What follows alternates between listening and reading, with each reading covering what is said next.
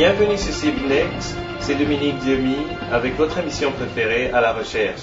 Et aujourd'hui nous avons le plaisir de recevoir Maman Goretti Nabushosi, qui est l'une des grandes et des plus précieuses ressources que notre pays a pu produire. Maman Goretti, bienvenue sur CBNext. Merci beaucoup Dominique. C'est vraiment un grand plaisir, un grand honneur pour nous de vous avoir ici ce soir.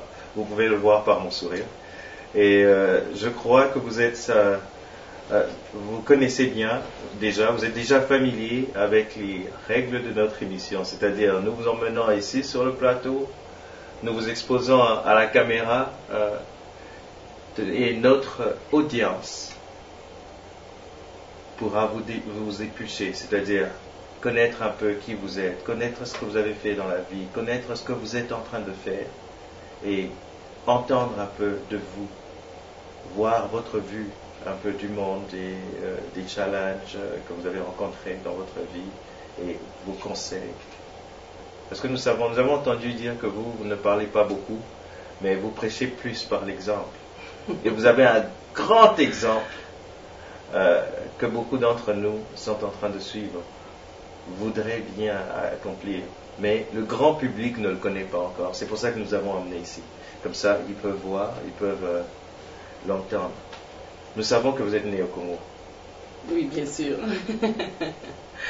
Merci beaucoup Dominique. C'est vraiment un plaisir pour moi d'être ici. Merci de l'invitation. Je suis congolaise. Oui, vous venez du Congo. Oui, je viens du Congo. C'est bien dit, Maman Goretti Nabushosi. Je suis mère de 6 enfants. Et je suis magistrat de profession. J'ai fait la faculté de droit.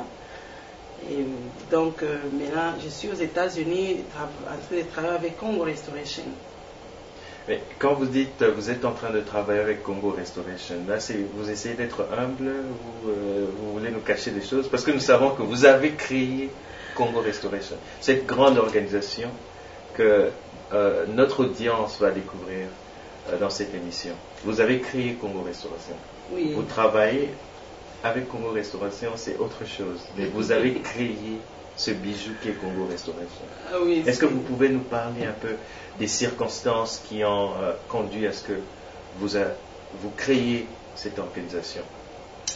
Oui, comme vous le dites, je suis la présidente de Congo Restauration. Congo Restauration.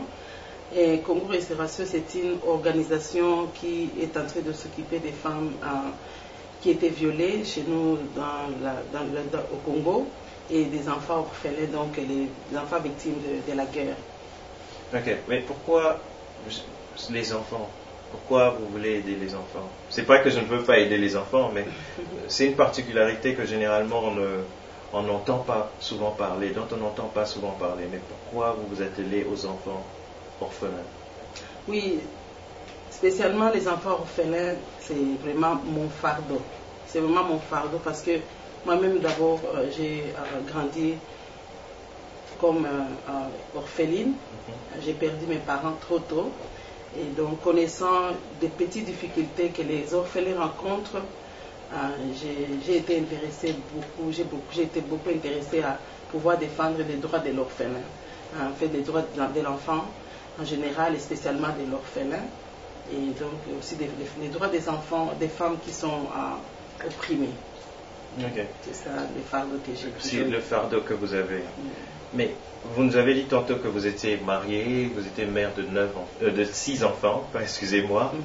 Et comment est-ce que vous arrivez à balancer le tout, balancer votre famille d'un côté, votre mari d'un côté, avec les 6 enfants biologiques que vous avez, et de l'autre côté, les enfants que vous avez adoptés au Congo? Quelle était, si je peux ajouter encore une autre question, quelle était la réaction de votre mari quand vous lui avez annoncé que vous aviez en tête de créer une organisation qui va s'occuper des orphelins au Congo? Eh bien, ça c'est un fardeau que j'ai toujours eu. Vous savez, quand on est marié, on a un fardeau. Votre mari ou votre femme partage le même fardeau avec vous, n'est-ce pas? Je le souhaite. Et je ne suis pas encore marié. Ça viendra, Dominique. Il faudra partager le fardeau de ta femme parce qu'elle va partager aussi ton fardeau. Donc c'est comme ça, mon mari partage mon fardeau, et mes enfants bien sûr, ils connaissent ma passion, et ils acceptent, et ils me soutiennent dans ça, et je suis vraiment très, très contente, et je bénis Dieu pour ça. Merci. Vous nous êtes en train de nous parler des histoires très, très, très touchantes, mais quelle est cette situation qui vous a emmené à faire ce que vous êtes en train de faire? Quelle est la situation que vous avez trouvée sur le terrain? Et comment est-ce que l'idée est venue et comment est-ce que vous avez commencé? Comment étaient les débuts? Nous voulons savoir, parce qu'il y a beaucoup de gens qui veulent faire la même chose, mais souvent sont découragés. Mais comment est-ce que ça a commencé? Qu'est-ce que vous avez trouvé quand vous êtes arrivé au Congo? Et comment vous avez commencé? En fait, c'était un fardeau, comme je vous l'ai dit, c'était une vision que Dieu m'a donnée. C'est une vision que Dieu m'a donnée, et il m'a aussi donné la provision. La provision, ça signifie, il vous donne les capacités d'accomplir la vision et tout le nécessaire. Donc c'est une vision que j'ai toujours eue, et j'ai tenu vraiment à aller sur place, voir les enfants qui étaient en train de souffrir. Vous savez, pendant la guerre chez nous, il y a eu les femmes qu'on a violées, qui ont vraiment été... Et vous avez accepté d'aller voir? Je devais faire ça parce que c'était vraiment un grand fardeau, comme je vous le répète, Dominique. Je devais nécessairement aller compatir avec elles, aller voir l'état des enfants qui étaient abandonnés par ici, par là. Les enfants dont on a tué les parents, on a tué la maman, violée, tuée, et les papas tués sur place. Alors j'ai pensé que c'était de mon devoir de pouvoir faire quelque chose. C'est donc dans ce cadre que je suis partie moi-même sur place et j'ai commencé l'organisation. Voilà. Vous êtes en train de toucher à un point assez sensible. Je me sens déjà assez chargé d'émotions parce que à chaque fois que nous regardons les images, que nous voyons les vidéos qui nous viennent de l'Est du pays, mais nous sentons vraiment que cela nous affecte personnellement. Je ne sais pas, il faut avoir un cœur de pied pour ne pas être affecté. Et j'imagine un peu les émotions que vous avez eues en allant vous-même personnellement sur le terrain.